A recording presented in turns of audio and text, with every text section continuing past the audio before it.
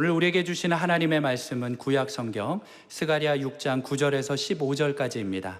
제가 가지고 있는 성경은 구약 성경 1317페이지입니다. 9절에서 15절의 말씀을 함께 교독하시겠습니다. 9절 제가 먼저 읽겠습니다. 여호와의 말씀이 내게 임하여 이르시되 사로잡힌 자 가운데 바벨론에서부터 돌아온 헬데와 도비야와 여다야가 스바냐의 아들 요시야의 집에 들어갔으니 너는 이날에 그 집에 들어가서 그들에게서 받되 은과 금을 받아 면류관을 만들어 여호사닥의 아들 대제사장 여호수아의 머리에 씌우고 말하여 이르기를 만군의 여호와께서 이같이 말씀하시되 보라 싹이라 이름하는 사람이 자기 곳에서 돋아나서 여호와의 전을 건축하리라. 그가 여호와의 전을 건축하고 영광도 얻고 그 자리에 앉아서 다스릴 것이요 또 제사장이 자기 자리에 있으리니 이 둘 사이에 평화의 의논이 있으리라 하셨다 하고 그 면류관은 헬렘과 도비야와 여다야와 스바냐의 아들 헨을 기념하기 위하여 여호와의 전 안에 두라 하시니라. 다 함께 읽겠습니다. 먼데 사람들이 와서 여호와의 전을 건축하리니 만군의 여호와께서 나를 너희에게 보내신 줄을 너희가 알리라. 너희가 만일 너희의 하나님 여호와의 말씀을 들을진대 이같이 되리라. 아멘. 줌으로 들어오시는 모든 분들, 또 우리 별관에서 부속 예배실에서 드리는 모든 분들, 또 본당에서 참여하신 모든 분들, 오늘 말씀을 통한 만져주심이 여러분들의 있기를 소망합니다.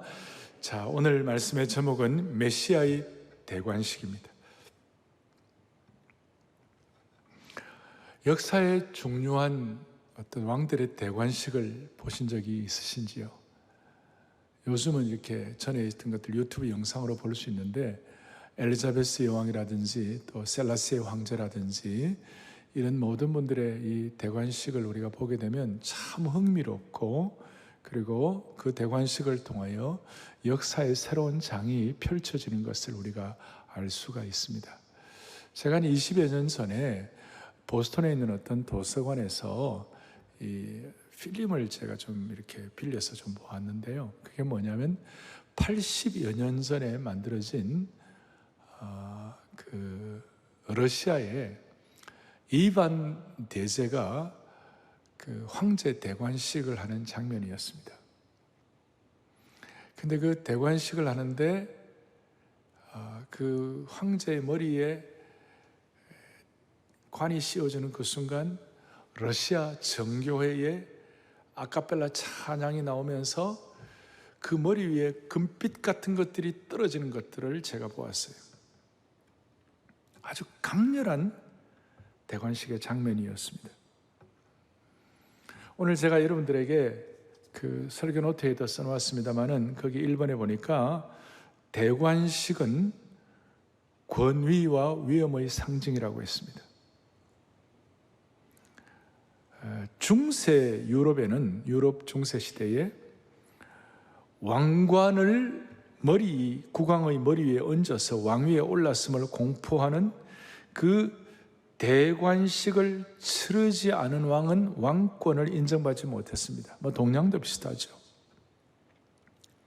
특별히 모든 전쟁이 끝나고 모든 상황이 평정될 때에 오늘 그 8절 9절 시작, 이제 8절 뒤에 이제 모든 것들이 평온해질 때 영을 쉬게 하였느니라. 모든 것들이 이제 안정이 되었을 때 나타나는 것처럼 그 평정되었을 때 왕의 대관식을 할 때에 그때에 안정이 오는 것이에요.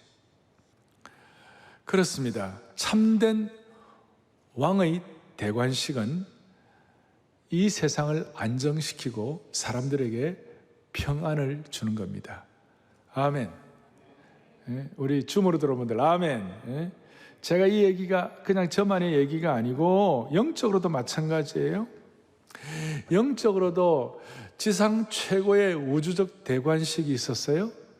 마태, 마가, 누가복음, 공관복음에 다 나오는데 예수 그리스도께서 세례 받으실 때에 마가복음 1장 11절에 보면 뭐라고 나오냐면 너는 내 사랑하는 아들이요 내가 너를 기뻐하노라. 참으로 마태, 마가, 누가에 다 비슷하게 나와 있어요.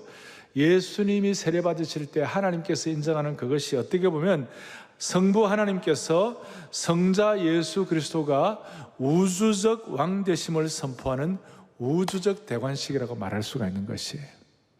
자, 이런 말씀의 배경하에 제가 이제 본문을 차근차근 좀 살피도록 하겠습니다. 오늘 본문 9절에 보니까 이렇게 시작이 됩니다.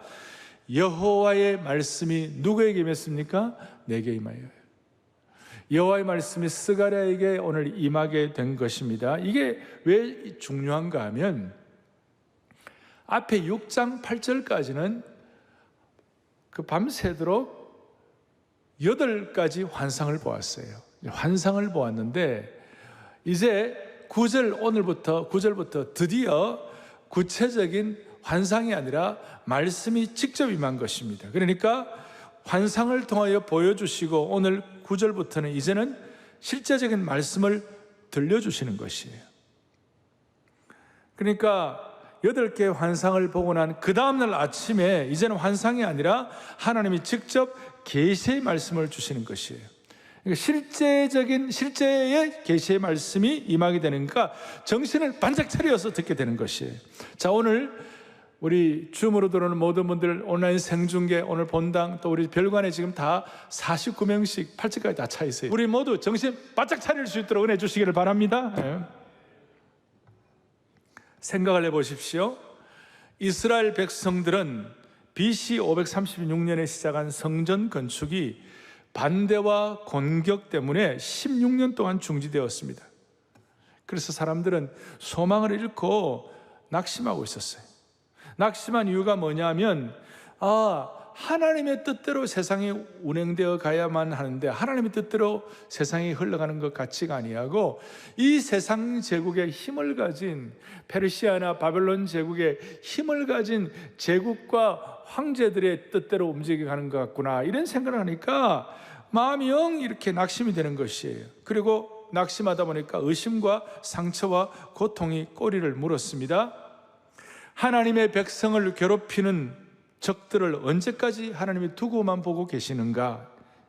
또 어떤 질문은 예루살렘을 쉐키나의 영광이 넘치는 곳으로 만들겠다고 하신 약속은 도대체 어디로 간 것인가? 또 하나님의 성전의 건축을 방해하는 엄청난 박해는 어떻게 극복할 수가 있겠는가? 이런 질문과 회의 때문에 스가랴 시대는 포로 이후의 공동체라고 그래요. 스가랴와 그 포로 이후의 공동체는 삶의 의욕을 잃고 좌절을 한 거예요. 지금 만약에 저나 여러분이나 개인적으로도 그러고 우리 사회적으로 어떻게 보면 낙심할 만한 거리는 있다면 우리가 정신을 바짝 차려보자고요. 그래서 이들에게는 지금 새로운 활력이 필요했어요. 뭐가 필요했다고요? 새로운 활력이 필요했어요. 낭만과 좌절 가운데 빠졌던 스가랴 시대 공동체에 활력을 불어넣은 것은 무슨 멋진 지도자가 출연한 것도 아니었고 국제 정치의 우호적인 변동도 아니었고 사회가 균형 있게 돌아가는 것도 아니었습니다. 경제적인 삶의 풍요도 아니었습니다. 좌절과 고통 속에 빠졌던 이들을 구해내는 것은 결국 9절에 스가랴에게 하신 것처럼 살아계신 하나님의 말씀이었습니다. 위로부터 부어주시는 실제적인 말씀을 통하여 새로운 능력과 새로운 길을 열게 된 것이었습니다. 지금 우리 살아가는 교우들이요, 지금 손에 당장 잡히는 것이 없어도 오늘 환경적으로 여러분들의 낙심할 만한 그런 환경에 둘러싸여 있다 할지라도 이 말씀이 살아계신 하나님의 말씀으로 직접 여러분들에게 다가올 때에 내적으로는 영적으로 무장될 것이요 외적으로는 현실을 개조하는 능력과 환경을 변화시키는 하나님의 신실한 사람으로 무장이 될 수가 있을 것이에요. 내적 외적으로 영적으로 무장되고 외적으로는 환경을 변화시키고 개조할 수 있는 능력을 받게 되는 것이에요. 자, 이것이 스가랴를 통하여 우리가 좀 더 직접적으로 말씀을 체험하도록 하겠습니다. 자, 10절에 보니까 무슨 말씀이 나오느냐? 10절에 이런 말씀이 나옵니다. 10절에 사로잡힌 자 가운데 바벨론에서부터 돌아온 헬데와 도비야와 여다야가 스바냐의 아들 요시야의 집에 들어가니, 이런 내용이 나옵니다. 자, 무슨 말인가 하면 그게 10절 뒤에 보면 그 집에 들어가서 그들에게 받으라. 그리고 11절에 은과 금을 받아 면류관을 만들어 여호사닥의 아들 대제사장 여호수아의 머리에 씌우고, 오늘 이 스가랴 6장 10절과 11절은 언약 역사에, 언약 신학에 아주 중요한 본문입니다. 아브라함 카이퍼나 찰스 파인버그 같은 사람들은 이 내용을 보고 그렇구나 하고 어떤 영적인 아주 통찰력과 예견력을 갖게 되었어요. 여러분, 제가 한번 그 사무엘하 7장을 하면서, 옛날에 다윗 하면서, 보통 사람들은 그냥 지나가는데 사무엘하 7장에 보면 영원한 후손을 너에게 주리라. 그것이 다윗 왕국의 영원한 다윗 왕국, 나중에 예수 그리스도의 탄생을 나중에 예언하는 것이다. 보통 사람들은 모른다고 그랬어요. 그런데 왜냐하면 다윗의 육신의 씨는 영원하지 않았어요. 그러나 예수 그리스도는 다윗의 후손으로서 영원한 언약의 후손이 된 줄로 믿습니다. 이거예요.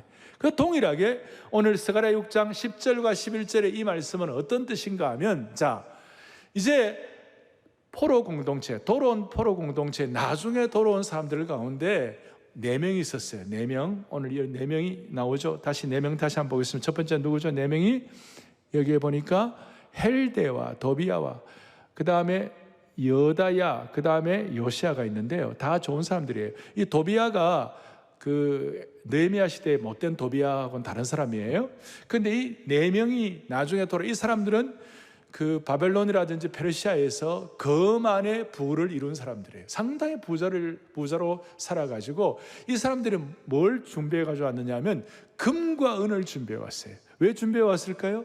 이 금과 은을 가지고 스룹바벨 성전 재건에 동참하려고. 그러니까 성전 건축에 자기들이 가진 그 재물과 금과 은을 가지고 건축에 참여하기 위하여.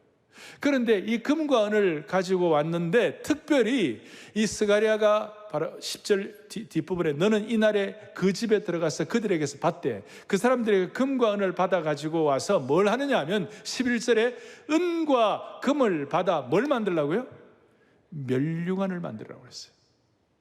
그리고 그 면류관을 만들어서 여호사닥의 아들 대제사장 여호수아의 머리에 씌우라 그랬어요. 자, 이것이 왜 사무엘하 7장처럼 그렇게 소중한 구절일까? 그 이유는 아주 대제사장 여호수아에게 왕을 상징하는 금과 은의 면류관을 씌우라는 이 내용은 상당히 어떻게 보면 긴장을 갖게 하는 어떤 내용이에요.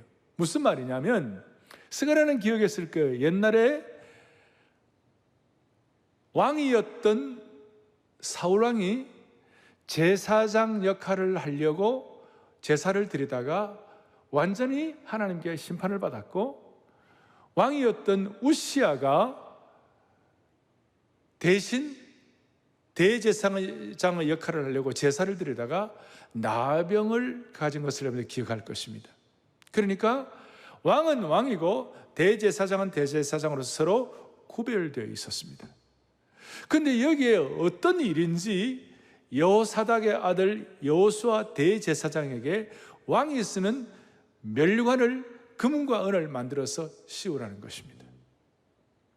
이게 이제 어떤 언약 신학적인 아주 중요한 뜻이 포함되어 있나 하면, 대제사장과 왕은 완전히 구별되는데 여호사닥의 아들 여호수아라는 이름 자체가 구약의 여호수아가 신약의 헬라어로 기록된 헬라어는 예수님이에요. 예수스가 구약에는 여호수아예요. 이것이 뭐냐면 예수 그리스도를 예표하는 것이에요. 히브리서 1장에 보면 유일하게 예수 그리스도께서 만물을 다스리는 왕이실 뿐만 아니라 하나님 앞에서 우리들을 위하여 중보하시는 대제사장의 역할을 하시는 거예요. 그래서 우리에게 한 대제사장이 있으니 예수 그리스도이시라. 기억이 됩니까?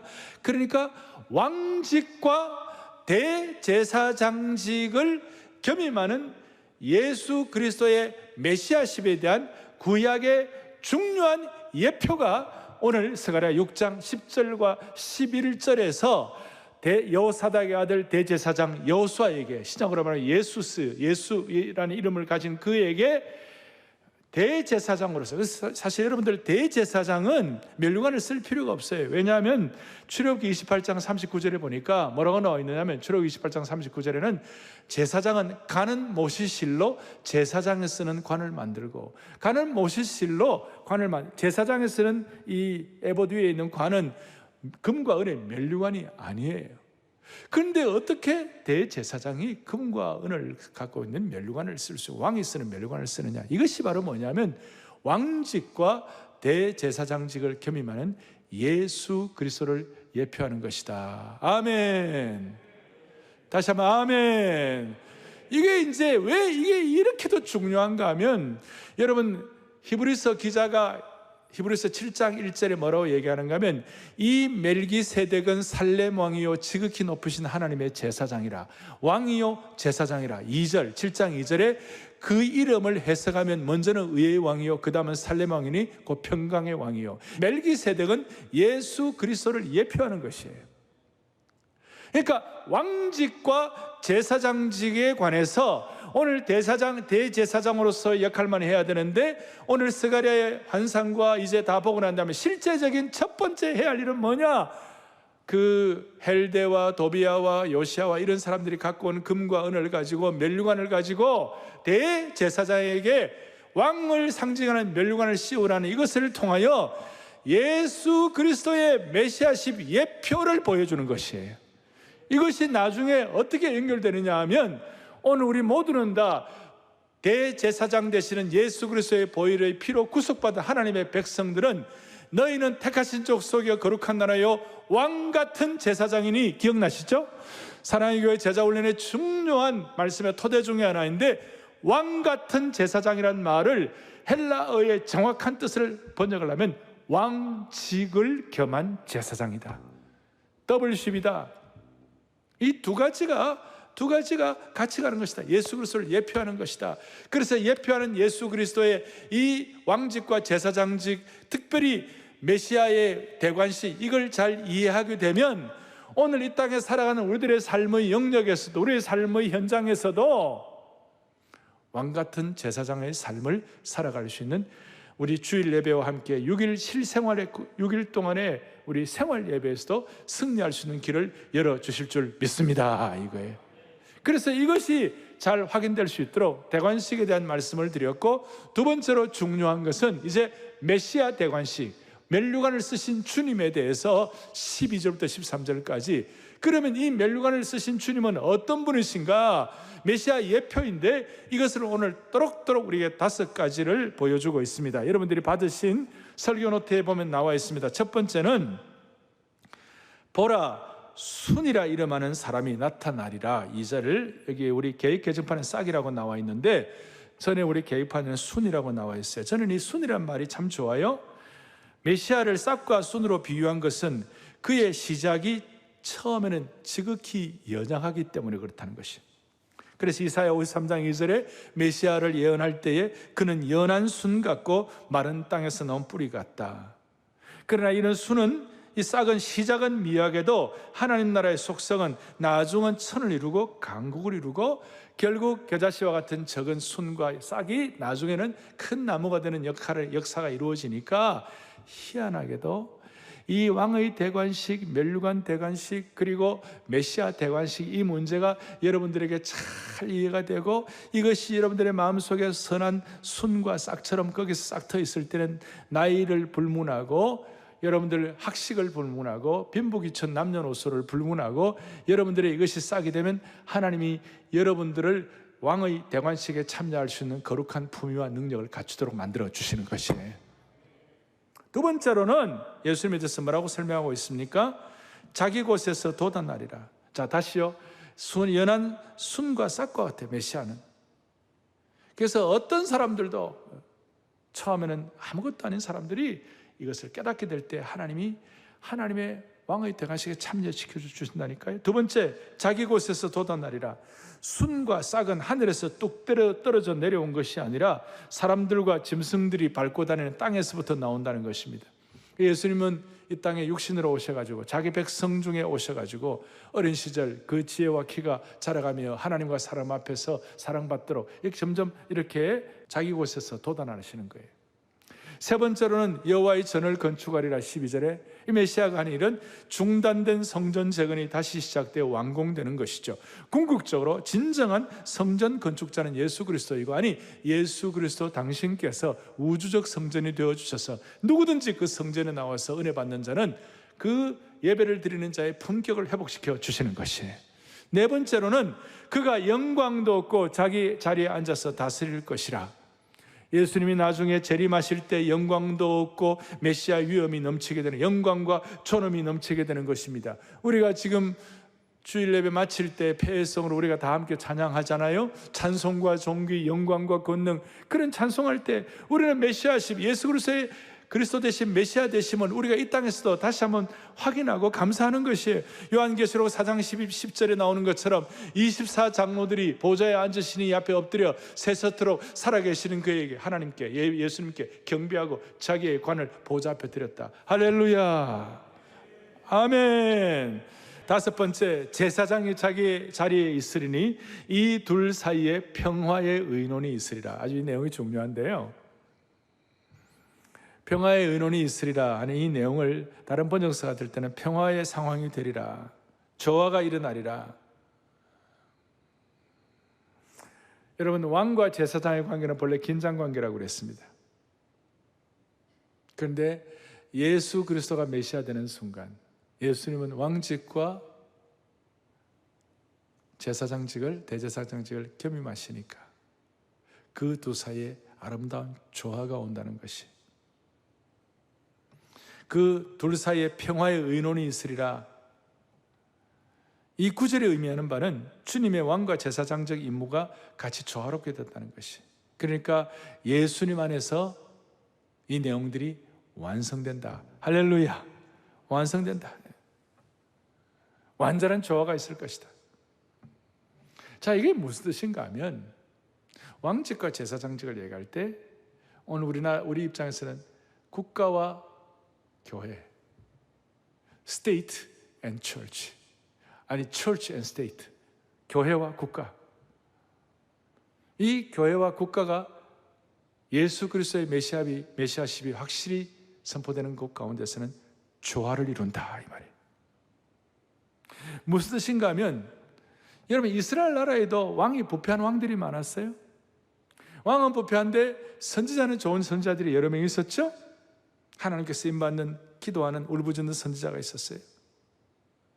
그래서 어떨 때는 조화가 있었지만, 나단 선지자라든지 다윗 왕 시절에는 조화가 있었지만, 저 악한 아합 왕 시대 때는 조화가 안 됐죠. 악한 왕과 좋은 선지자 사이에, 또 세계 역사에 보면 종교와 정치 사이에 반목과 갈등이 얼마나 많았는지 모릅니다. 과거에 교황권, 그걸 전문적인 용어로 페이퍼시라고 그러는데, 페이퍼시와 그 다음에 세상 황제, 세속 황제, 킹십, 이 두 가지가 서로 충돌할 때가 많았어요. 그런데 오늘 우리가 이 말씀을 가지고 예수 그리스도의 대제사장 되심과 예수 그리스도의 왕 되심, 이 두 가지를 메시아로 예표되는 걸 우리가 깨달을 때, 그걸 제대로 깨닫고 그것이 선포되고 그것을 인정하는 나라는요, 그러니까 국가와 교회가 온전한 조화를 이루는 줄 믿습니다, 이거예요.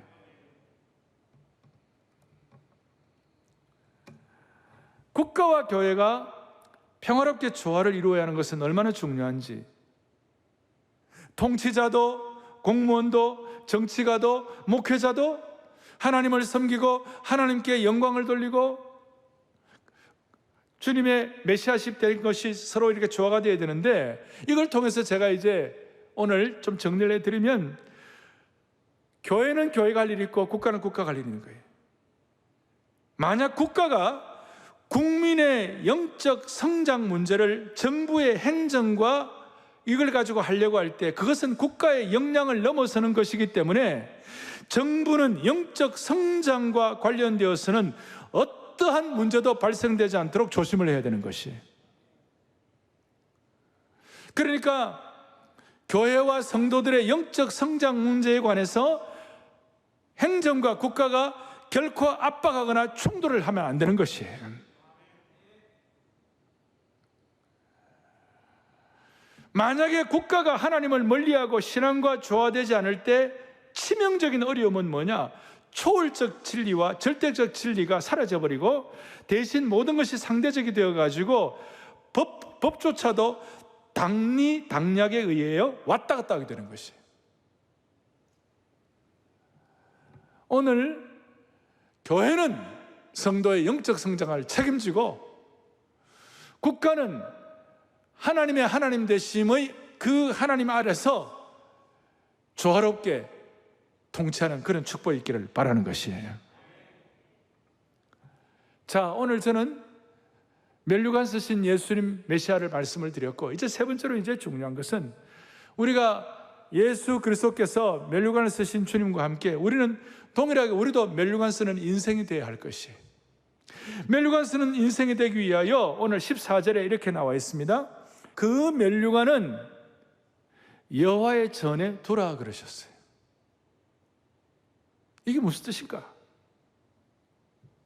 그 면류관을 여호와의 전에 두라. 하나님의 말씀을 선포한 후에 스가랴는 대제사장 여호수아에게 씌웠던 면류관을 가져다가 여호와의 전 안에 그대로 두게 되었어요. 그렇다면 우리가 이제 질문을 할 수 있습니다. 왜 면류관을 여호와의 전에 두었을까? 그리고 우리가 신구약 역사를 보면 이 면류관은 스룹바벨의 성전에 스가랴가 두었던 이 면류관은 스룹바벨이 주전 516년에 완공해가지고 400년을 지속한 제2 스룹바벨 성전 안에 계속 400년 동안 놓여 있었어요. 이 면류관이 거기에 있는 동안 그 누구도 그 면류관이 자기 것이라고 주장하지 아니하고 그 면류관을 지키고 보존을 했어요. 왜냐하면 그 면류관은 나중에 메시아가 오시면 쓸 것이다. 이것은 마치 영적으로 우리는 이 땅에서 구원받은 하나님의 백성이 되었어요. 그런데 우리는 완전한 아직까지 성화하고 완전한 구원의 단계에 도달하지 못했어요. 우리 자신을 추스리면서 주님 오실 날을 고대하는 것과 똑같아요. 아멘. 400년 동안 기다렸어요. 그리고 이 기다리면서 여호와의 전에 두라고 하고 기다렸다는 것이 무슨 뜻인가? 당연히 그냥 기다리라, 그냥 그 정도가 아니라 여호와의 전에 스룹바벨의 전에 이 면류관을 보관하라, 그 뜻이에요. 면류관을 보관하라는 뜻이 왜 중요한가 하면 예수 그리스도의 메시아 되심을 다음 세대 계속해서 계승하라, 이 뜻이에요. 믿음을 계승하라, 그런 뜻이에요. 우리 교회 용어로 말하면 수선대우하라, 그런 뜻이에요. 다음 세대가 면류관을 여호와의 전에 보관하라는 것은 미래 세대가 성전 안에 있는 면류관을 보면서 장차 오실 제사장이자 왕이신 메시아인 예수님을 기대하면서 다음 세대의 믿음을 계속해서 계승시켜 주라, 그 말이에요. 이것이 좀 더 깊이 들어가면 여러분과 제가 지금 하나님께로부터 소명받아 직분을 갖고 있는 이 직분 자체를 소중히 생각하고 그리고 그것을 잘 개선하는 것 자체가 하나님 앞에 너무너무 영광스럽다, 그 뜻이에요. 제 얘기가 로마서 11장에 바울이 얘기한 걸 보세요.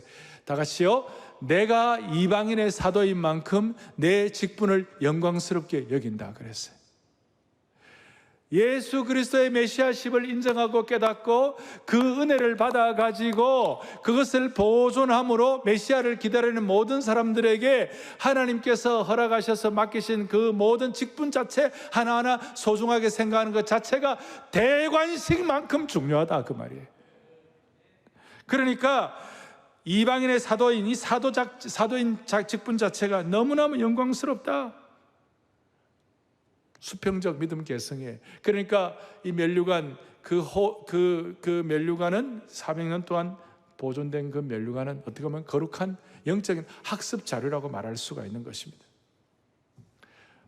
바울은 계속해서 고린도후서 3장에 보니까 하물며 영의 직분은 더욱 영광에 있지 아니하냐. 그래서 이 대관식은 자기 자신만을 위한 대관식이 아니라 이 면류관을 성전에 보관해 가지고 믿음의 계승에 대한 사명을 갖는 것처럼 이 대관식은 자기 세대뿐만 아니라 다음 세대를 위하여 필요한 대관식인 줄 믿으셔야 되는 거예요. 여러분, 작년 6월에 우리는 헌당식을 했습니다.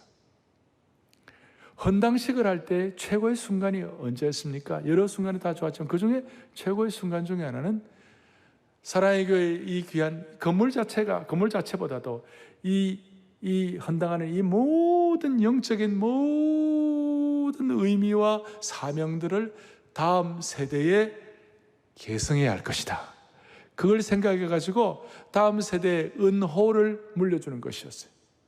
그래서 이 은홀 400년 동안 유럽과 그 다음에 여기에 은홀의 이 십자가와 그 다음에 여기에 쓰여져 있는 다윗의 이스라엘 별들과 그 다음 스가랴가 받았던 천사의 이 사명 이런 것들이 여기 다 나와요. 천사의 다 그룹들이 나와 있어요. 이것들을 하나님 다음 세대에 계승할 수 있도록 도와주십시오. 그런 마음으로 이 은호를 다음 세대에 계승을 한 거예요. 사랑하는 교우들이요, 오늘 우리는 왕의 대관식, 제사장의 대관식, 왕과 제사장의 겸임을 한 대관식, 스가랴 6장 10절 11절에 이 소중한 언약 신학의 말씀을 우리가 유지하면서 우리가 깨달아야 할 은혜는 오늘 저와 여러분이 받고 있는 모든 직분을 통하여 믿음 계승하는 것이 대관식 하는 것만큼 중요하다. 이걸 끝까지 기억하기를 바랍니다. 아멘. 저는 청년대학부 할 때에 그 대학생들이 지방에서 올라오고 겉으로 볼 때는 어른들이 볼 때 나이가 어리고 아무것도 아닐 수가 있어요. 그런데 하나님이 말씀을 통하여 그리스도의 제자로서 예수님의 증인으로서의 소명을 주시고 말씀으로 훈련받고 난 다음에 이 형제들을 말씀 한 그룹 한 그룹, 한 지역 한 지역, 한 캠퍼스 한 캠퍼스, 또 주일날에는 교회, 우리 교회로 말하면 다락방 같은 이런 소그룹을 인도하는 성경공부 리더가 되는 거예요.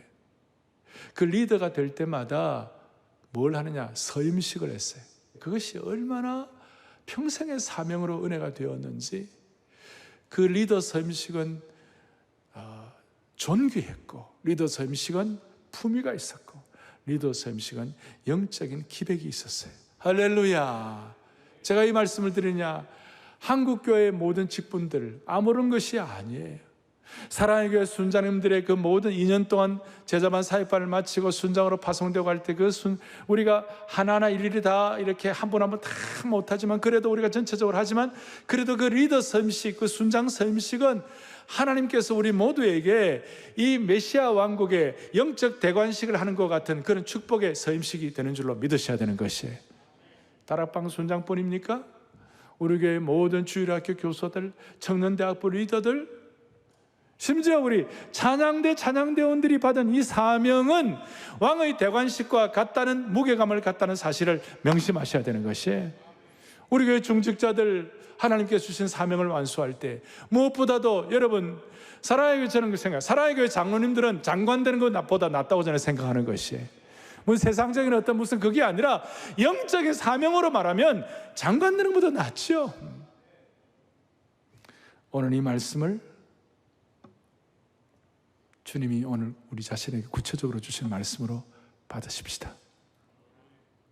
지미 카트는 자기가 그랬어요. 주일학교 교사하는 것이 대통령직 수행원보다 더 중요하다. 주일학교 교사라는 것은 당시에 무슨 우리 주일학교 교사 이것도 있지만 베프티스트들은 성인주일학교 어덜트 선데이 스쿨이 있어요. 우리식으로는 순장처럼 말씀을 가르치는 그게 소중하다. 존 와나메이커는 백화점의 왕이었지만 그때 돈 버는 그것보다도 어린아이들에게 교사로서의 사명을 감당하는 것이 참으로 소중하다. 이것이야말로 왕의 대관식에 참여한 자가 고백할 수 있는 선포라고 확신하는 것이에요. 자, 우리 하나님은 이런 직분을 잘 감당하는 자에게 성경의 계시적인 언어 구사를 통하여 놀랍게 선포하는 것이 요한계시록 2장이 뭐라고 말씀하는 거예요? 이렇게 말씀하는 거예요.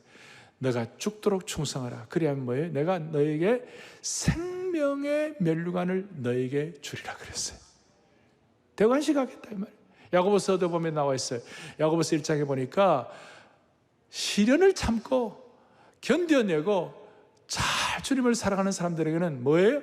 약속하신 생명의 면류관을 허락하여 주실 것이다.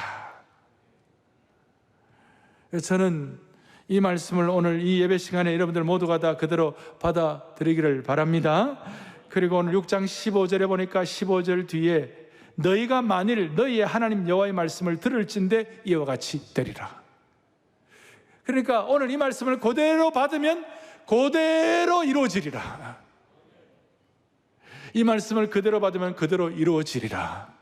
오늘 이 주일 말씀, 이 말씀을 그대로 받아가지고 그대로 이루어지기를 간절히 바랍니다. 저는 오늘 마지막 결론을 내릴 때에 제가 이 말씀의 진리를 깨달으면서 제 마음속에 확신하는 거 있어요. 그것이 뭐냐? 매주일 예배가 주님께 왕관을 드리고 생명의 면류관을 올려드리고 생명의 면류관의 임직을 받는 그런 시간이 되기를 원해야 되는 것이에요. 매주일 예배가 아까 4명의 유대인이 금과 은을 드려 면류관을 드린 것처럼 우리의 삶과 마음의 금과 은을 가지고 왕관을 만들어서 예수님께 올려드리는 주일 예배가 되기를 원하는 것이에요. 물론 우리가 주님께 왕관을 안 드려도 주님은 창조주이시고 주님은 주님이세요.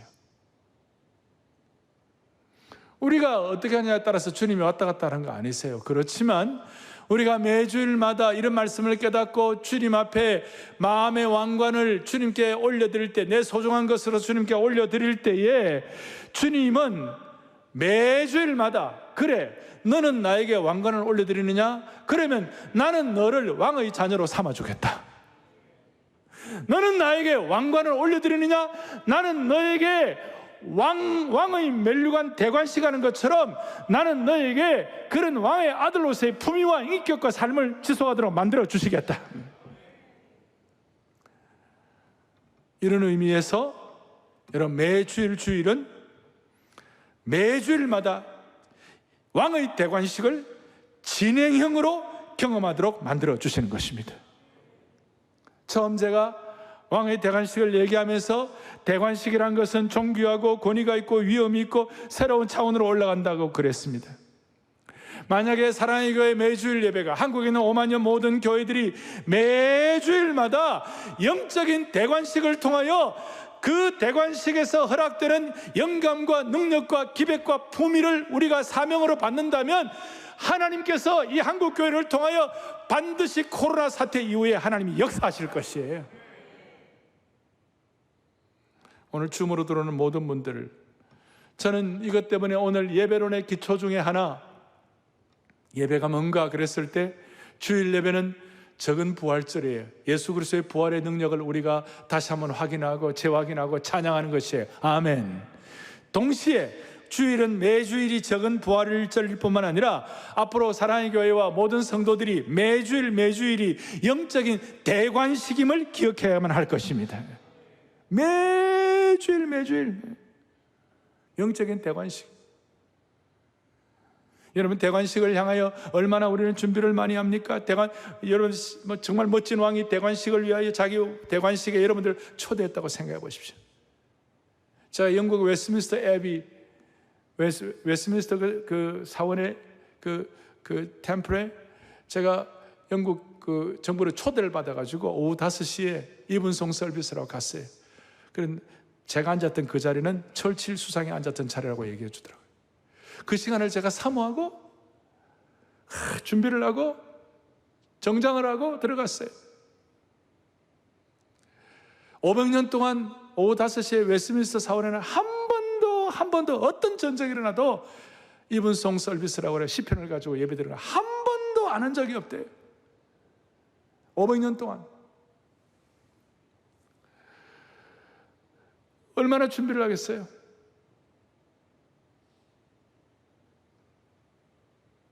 지금 만약에 누가 여러분들을 초대할 때에 버킹엄 궁전에 왕의 대관식을 할 때 사람들이 버킹엄 궁전 앞에 100만 명씩 모여가지고 2, 3일씩 미리 준비해 자리 잡고, 미국에도 어떤 대단한 퍼레이드 같은 거 보려면 2, 3일씩 텐트 치고 기다리고 있고, 암예배 때는 알지만 어떤 맛집은 계속 가서 기다리고 있고. 여러분, 사랑의 교회와 한국교회 주일 예배는 왕의 대관식이 되어야만 할 것입니다. 아멘. 왕의 대관식이 되어야만 할 것입니다. 부활절일 뿐만 아니라 왕의 대관식, 15절 뒤에 있는 것처럼 여호와의 말씀을 들을진대 그처럼 되리라. 그처럼 되리라. 오늘 이 말씀이 여러분들의 생애를 새롭게 일깨울 수 있도록 은혜 중에 은혜를 주시기를 바랍니다. 라틴어 영어 원어를 보면 대관식은 코로네이션, 코로나와 코로네이션의 어원이 같아요. 우리가 이 왕의 대관식을 잘 감당할 때 코로나가 어떤 역병으로 끝나지 아니하고 이걸 통하여 왕의 대관식 잘 반응해가지고 체화되어서 매일매일의 삶의 여정, 매주일이 왕의 대관식의 은혜가 체험되어 모든 불안의 관, 두려움의 관을 물리칠 수 있도록 한 분 한 분 축복해 주시기를 간절히 소망합니다. 기도하시겠습니다. 주님께 왕관을 올려드리게 하여 주십시오. 왕관을 올려드린 하나님의 백성들에게 허락하시는 하나님 나라의 왕자, 하나님 나라의 백성으로서의 품위와 은혜가 회복되게 도와주시옵소서. 한국교회 말씀이 그대로 이루어지게 하여 주시옵시고, 믿음의 계승을 통하여 말씀을 제대로 반응하여 모두가 다 생명의 면류관을 받는 대관식의 주인공으로 삼아 주옵소서. 우리 주 예수 그리스도를 받들어 간절히 기도 올리옵나이다. 아멘.